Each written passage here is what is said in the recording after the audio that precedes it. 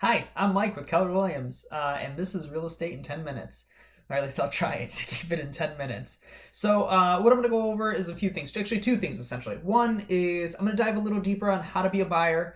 And two, I'm going to kind of go into depth on what's happening in the forecast and what that means to you as a seller or buyer. If you're interested in the real estate market, I would like to kind of keep you informed a little bit.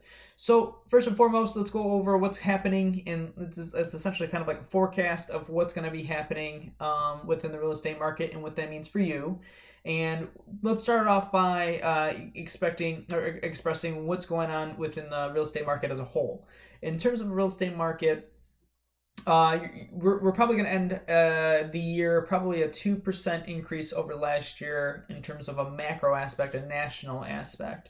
A 2% increase in sales price over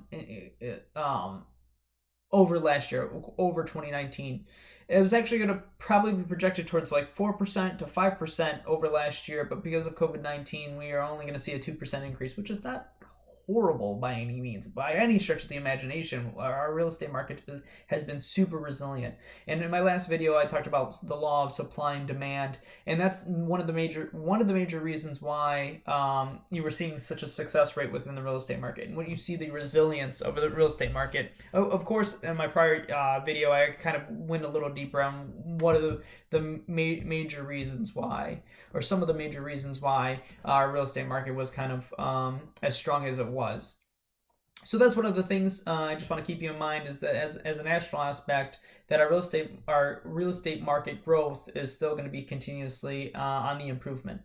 Stating that, we have mortgage rates. Mortgage rates are about 3.2% and projected to probably be adjusted again heading into 2021, even further into the months of 2021, closely to 2%, they're saying, and that's according to Freddie Mac. And Freddie Mac is a government entity, and the Congress it was a Congress chartered entity in 1970s, which I'm going to give you the Reader's Digest version. What they do is they want to make sure that the lenders have enough cash flow to be buying up all these mortgages. That's the easiest way I can explain it, right? So according to them, obviously you're looking at first-time buyers are entering into the market at a rapid rate, and that's because of, one, you're looking at lower with a price point of 200,000 and below. You're looking at a lower investors are not walking into the industry as they usually did back in 2019, 2018, just because it's still kind of if you're being an investor, it's kind of a volatile situation right now. But if you're a first-time home buyer or a home buyer looking for a home, perfect time, because mortgage rates are super low, and then also you're not fighting with investors that are gobbling up some properties here and there. I'm not saying it's not happening within the state of Michigan, but it's less of it, right? So that's the two things that I wanted to go over. So Freddie Mac forecasts that home sales will decline to 4.8 million in 2020. This is a national average as well. And that's according to their projections. It's going to bounce back up in 2021 to 5.6 million. And what that means to you, and I want to make sure that I'm kind of putting everything back into what that means for you, right? So again, Freddie Mac forecasts that we're going to end the year at 4.8 million homes sold. And then it's going to bounce back up to 5.6 million. And I'm going to explain why to that little point right there, which is extremely, when you compare those two numbers, it's still lower than 2019, which was at 6 million homes sold. And I want to give you the reason why in 2020 you're going to have a lower number than 2021. The reasons why is because of our new build situations. One out of 5 homes being sold within the marketplace right now is a new build construction. Now, what that means is that out of all the homes that we were suffering with low inventory, right? So that was the issue right now, and that's why it was a seller's market, and it is a seller's market, is because there's a lack of inventory. Homes on market. And what that means is that we're trying to play catch up with all these new builds. So 1 out of every 5 homes are essentially a new build.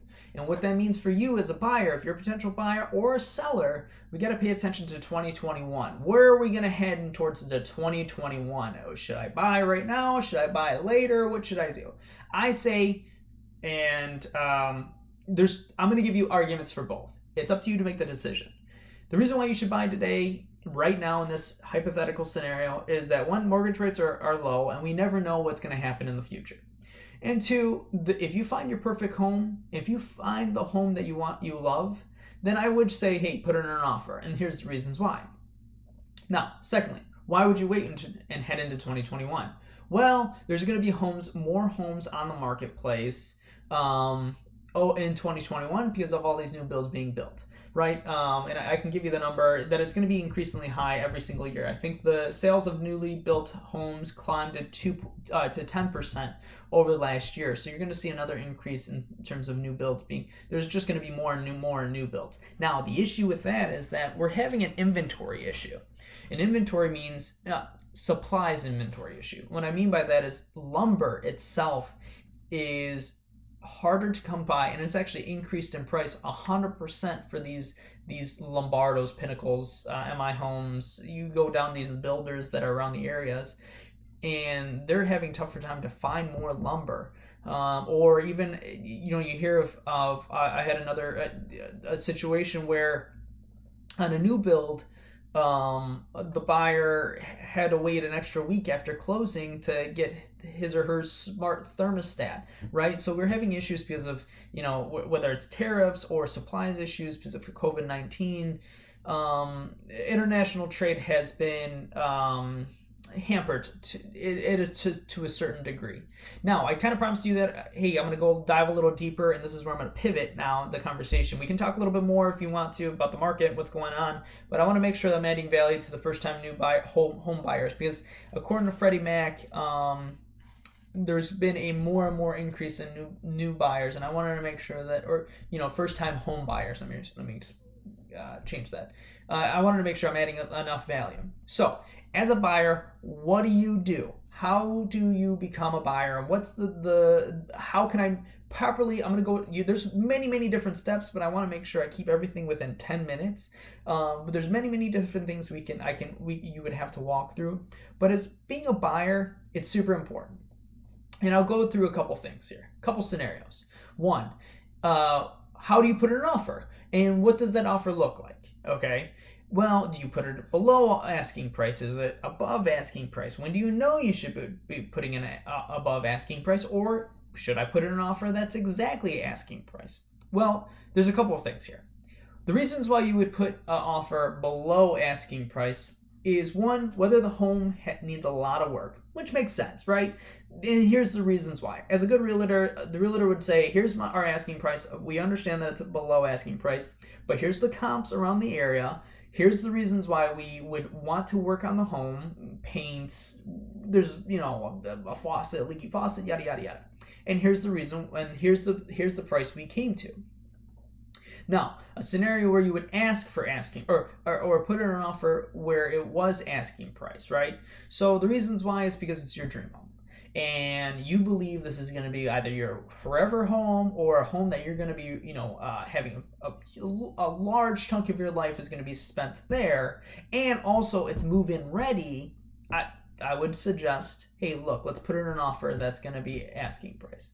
Now, in terms of above asking price, the reason why you would put it in an offer that's above asking price is there's a couple reasons why, right? Is one, it's a very competitive market, right? In my prior video, I explained that, hey, look, not all markets are created equal, right? Now, as a good realtor, at least that's what I attempt to be a good realtor every single day, is that you want to ask your realtor, hey, look, what are the comps around the area? So when I do show a home to a client, and I'm going to kind of digress a little bit, but it's going to answer a few things that I want to point to, okay? Is when I show a home within an area, I want to make sure I'm bringing my local comps.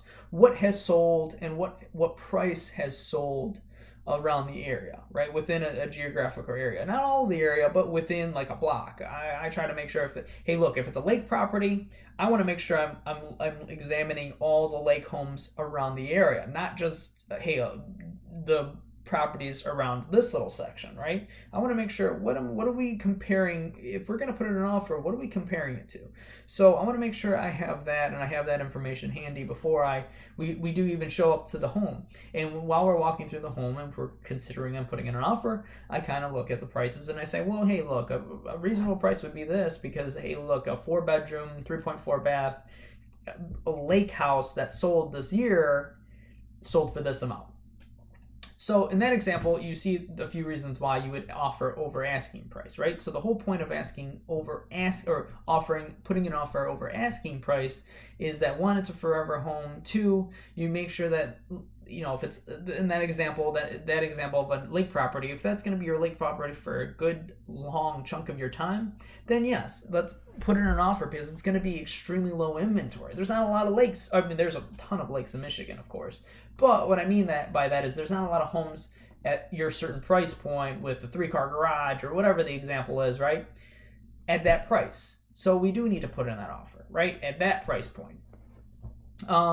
Now, there's an issue with putting in an offer over the asking price if you're supporting it with a mortgage. And what I mean by that is it's the appraisal could come significantly lower, so you're going to have to pony up a little bit more cash flow in terms of, hey, look, it's going to be a little bit more money. But if you're there's different scenarios for the appraisal, but just keep an eye on the appraisal. If you are in a bidding war and you're asking over price and you outbid them, awesome, that's great to hear. But then the bank comes in and says, hey, it's only worth this much, then you're going to go, oh, well, I'm gonna have to pony up a little bit more, a couple thousands, in order to be to get my dream home. So keep that in mind. Now, in terms of being a buyer, what do you look for when you're walking through the home? Maybe I should run out of time. Maybe this is probably the time I should end this video, but I try my best to add as most value as I can as ever. So when you're walking through the home, what do you look for as a buyer? Okay, one is make sure there's gutters. Simplest stuff, right? So make sure the water is leaving the home, right? So you want to make sure that there's no water drainage heading straight into the home. This is because of inspections, right? If there's water, there's damage. If there's water heading into the soil or near the home, if the gutters are not pointing out and spigots are pointing out towards the home, that means there's water going back in. And over time, your home is going to have some structural issues. Well, there's going to be some, cracking, leaking in the basement, which is going to reflect your listing issues. Now, when you're walking through the home, make sure that basement is dry. You want to make sure there's no water at all within the area. With new builds, there are some structural cracking and foundational issues just because it's the house is settling. But what I mean with a home that's been built in 1950s, if you see some water damage, there's an issue. Now, of course, the inspection will catch that. But in terms of downspouts and gutters, you want to make sure they're all pointing out, and that's the simple stuff. Also, windows get super pricey. You got to make sure that you open up the windows, and not all of them are awful. And the reason why you want to do that is because it's going to reflect your offer price. Anyways, I try my best to keep these at 10 minutes, but looks obviously it's ran a little bit more. But hopefully I didn't speak too fast, but I try to make sure that I slam all this information in a neat little package. If you have any questions or concerns, please do give me a call or reach out to me. You can also email me or put the little comment section there too, and just leave me a jingle as well. My name's Mike, and I'm here on behalf of Keller Williams. I appreciate it. Thanks.